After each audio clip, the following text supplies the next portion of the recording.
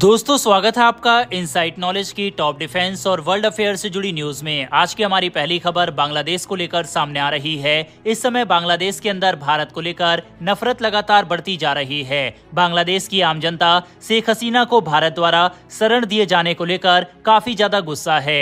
इसके अलावा काफी सारे लोग पकड़े गए हैं जो कि फर्जी इंडियन पासपोर्ट बनाकर सऊदी या अन्य इस्लामिक देशों में जाने की कोशिश कर रहे थे।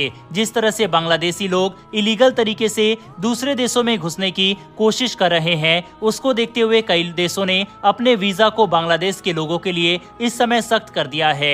इसमें भारत भी शामिल है। भारत ने इस समय बांग्लादेशी लोगों को वीजा देना पूरी तरह से बंद कर दिया है। दरअसल बांग्लादेश के ये कट्टरपंथी लोग भारत के अंदर भी इस तरह के राइट्स करना चाहते हैं। यहाँ तक कि बांग्लादेश के लोग अखंड बांग्लादेश की स्थापना करने के बारे में भी सपने देख रहे हैं, जिसके तहत सोशल मीडिया पर कई तरह के मैप बांग्लादेश के लोगों के द्वारा शेयर किया जा रहा है और ये सपना देखा जा रहा है कि भारत के कई हिस्सों को कब्जा कर लेंगे। इनका प्लान है कि धीरे धीरे भारत के आसपास की जो जगह है वहां पर अपनी जनसंख्या को बढ़ाकर जिस तरह से बांग्लादेश के अंदर बड़ा आंदोलन किया, सेम इसी तरह से भारत के हिस्सों को भी हम अपने अंदर समा लेंगे। भारत के प्रति नफरत फैलाने के लिए कई तरह के हथकंडे बांग्लादेश के द्वारा चले जा रहे हैं, जिसमें कहा जा रहा है कि भारतीय सेना भी आए दिन बांग्लादेश के अंदर गोलीबारी करती है और कई लोगों को मारती है, लेकिन भारतीय मीडिया में ये न्यूज दिखाई नहीं जाती, जबकि ऐसा कुछ नहीं होता। ये सिर्फ बांग्लादेश के अंदर भारत के प्रति नफरत फैलाने के लिए कट्टरपंथियों के द्वारा चली जा रही एक साजिश है। वहीं पर इस समय बांग्लादेश के पास भारत ने जल, थल और वायु तीनों सेनाओं को एक्टिव कर दिया है। अभी तक वायुसेना और भारत की थल सेना ने जिम्मा संभाला था रक्षा करने के लिए, लेकिन अब नेवी के जहाजों ने भी पेट्रोलिंग बढ़ा दी है। भारत की आशंका है कि छोटे छोटे बोट्स के जरिए, साथ ही घने जंगलों के बीच से नदी पार करते हुए बांग्लादेशी लोग भारतीय सीमा के अंदर घुसपैठ कर सकते हैं। भारत के लिए चिंता का विषय ये इसलिए है क्योंकि इस तरह से आम जनता की आड़ में कोई आईएसआई एजेंट, टेररिस्ट या कोई चरमपंथी लोग भारत की सीमा में ना आ जाए। यही कारण है कि भारत ने चौकसी को काफी ज्यादा बढ़ा दिया है। इसी बीच बांग्लादेश की अंतरिम सरकार के मुखिया प्रोफेसर मोहम्मद यूनिस ने छात्रों की जमकर तारीफ की। साथ ही उन्होंने शेख हसीना को राक्षस कहकर संबोधित किया। उन्होंने कहा कि छात्रों के नेतृत्व में ऐसी क्रांति हुई जिसने सरकार को पलट कर रख दिया। शेख हसीना पर हमला बोलते हुए उन्होंने कहा कि ये छात्र ही थे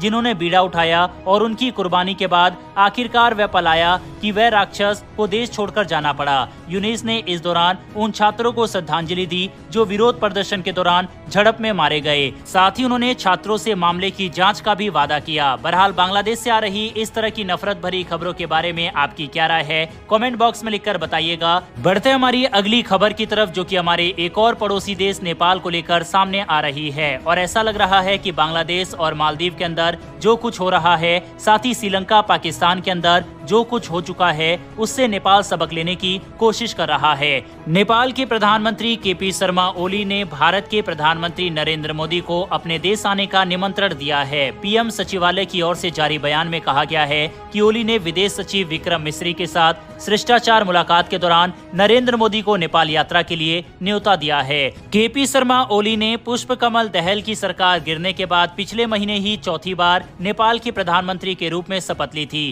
केपी शर्मा ओली नेपाल के सबसे बड़े राजनीतिक चेहरों में से एक है। वह पहली बार 2015 में प्रधानमंत्री चुने गए थे। इसके बाद वह 2018, फिर 2021 और अब 2024 में तीसरी बार पीएम बने। ओली को भारत के लिए सख्त रुख रखने वाला और चीन के प्रति झुकाव रखने वाला नेता के तौर पर जाना जाता है। ओली के सत्ता में लौटने के बाद से भारत की कई चिंताएं नेपाल के बारे में रही है। अब जबकि ओली ने पीएम मोदी को नेपाल आने का न्योता दिया है, तो माना जा रहा है कि इससे दोनों देशों के रिश्तों में सकारात्मक चीजें होंगी। हालांकि केपी शर्मा ओली ने सत्ता संभालने के बाद भारत विरोधी कदम उठाने की कोशिश की थी, जिसमें उन्होंने साफ कहा था कि भारत के साथ जो भी सीमा विवाद है, जिसमें लिपुलेख, लिम्पुआधरा या काला पानी को लेकर, उसको हम जरूर संभालेंगे और हमारा जो हिस्सा है हम उसको वापस लेकर रहेंगे। तब यह आशंका जताई जा रही थी कि हो सकता है कि ये विवाद आगे चलकर और बड़ा हो। हालांकि अब ये देखना इंटरेस्टिंग होगा कि प्रधानमंत्री नरेंद्र मोदी कब नेपाल जाते हैं और क्या इससे भारत और नेपाल के रिश्तों में बेहतरी आती है या फिर नहीं। बहरहाल इस खबर के ऊपर अपनी राय कमेंट बॉक्स में लिखकर बताइएगा। बढ़ते हमारी अगली खबर की तरफ, और ये खबर भी हमारे एक और पड़ोसी देश मालदीव से निकलकर सामने आ रही है। हाल ही में भारत के विदेश मंत्री जयशंकर मालदीव के दौरे पर गए थे, जहां पर उनका रेड कारपेट पर भव्य तरीके से स्वागत किया गया। इसके साथ ही मालदीव के राष्ट्रपति और भारत के विदेश मंत्री के बीच मुलाकात हुई, जिसमें मालदीव के राष्ट्रपति ने भारतीय विदेश मंत्री का फिर से धन्यवाद किया और कहा कि मालदीव की रक्षा करने के लिए उनका धन्यवाद। ये देखकर काफी आश्चर्य हो रहा है कि ये वही मालदीव है जिन्होंने आज से कुछ महीने पहले भारत के लिए कितना बुरा भला कहा था, और आज भारत के लिए इस तरह की बातें मालदीव की तरफ से कही जा रही है। वहीं एक बहुत बड़ी शॉकिंग डेवलपमेंट भी निकलकर मालदीव से आ रही है, जिसके तहत मालदीव के 28 आइलैंड पर अब भारत की पकड़ होने वाली है। आप बकायदा स्क्रीन पर आर्टिकल देख सकते हैं, जिसमें साफ साफ लिखा हुआ है कि मालदीव की तरफ से 28 आइलैंड भारत को सौंपे गए हैं। हालांकि ऐसा नहीं है कि ये आइलैंड भारत के हो जाएंगे, बल्कि इन आइलैंड के ऊपर भारत इंफ्रास्ट्रक्चर डेवलपमेंट वगैरह करेगा और इनको डेवलप करने की जिम्मेदारी भारत की रहेगी। इस खबर के ऊपर बकायदा मालदीव के प्रेसिडेंट मोहम्मद माइजू की तरफ से भी ट्वीट किया गया, जिन्होंने कहा कि मेरी भारतीय विदेश मंत्री जयशंकर से मुलाकात हुई और हमने ऑफिशियली 28 आइलैंड के वाटर और सीवेज प्रोजेक्ट भारत को हैंडओवर कर दिया है। यानी कि इन आइलैंड के ऊपर भारत डेवलपमेंट प्रोजेक्ट वगैरह चलाएगा। अब इसमें भारत का फायदा ये है कि चीन की जो पकड़ मालदीव के अंदर लगातार बढ़ रही थी और लगातार सभी प्रोजेक्ट चाइना की कंपनियों को मिल रहा था, अब ऐसा नहीं होगा। कई प्रोजेक्ट भारत के हाथों में भी आ चुके हैं और भारत मालदीव के अंदर चीन को टफ कंपटीशन देगा। इसके साथ ही मालदीव के अंदर डेवलपमेंट प्रोजेक्ट के साथ साथ भारत चीन के ऊपर नजर भी रख पाएगा। वहीं इस प्रोजेक्ट से भारतीय कंपनियों को भी फायदा होगा। देखा जाए तो भारत और मालदीव के रिलेशन अब काफी ज्यादा बेहतर हो गए हैं। जब से भारतीय प्रधानमंत्री के साथ मालदीव के राष्ट्रपति की मुलाकात ओथ सेरेमनी के दौरान हुई थी, उसके बाद भारत और मालदीव के रिश्ते लगातार बेहतर होते चले गए। इसके पीछे कारण ये भी है कि भारत ने लोन वगैरह में मालदीव को भारी छूट दी है। यही कारण है कि मालदीव के तेवर पूरी तरह से बदल गए और लगातार मौजू भारत का धन्यवाद करते नहीं थक रहे। हालांकि दोस्तों, एज ए इंडियन हमें इसमें ज्यादा खुश होने की जरूरत नहीं है। अच्छी बात है कि भारत और मालदीव के रिश्ते अच्छे हो रहे हैं और भारत को काफी सारे प्रोजेक्ट वगैरह मालदीव के अंदर मिल रहे हैं। लेकिन हमें ये नहीं भूलना चाहिए कि किस तरह से भारतीय सेना को मालदीव से निकालने के लिए मोहम्मद माइजू ने एक बड़ा कैंपेन चलाया था और इंडिया आउट के इसी नारे की बदौलत वे मालदीव की सत्ता में आए थे।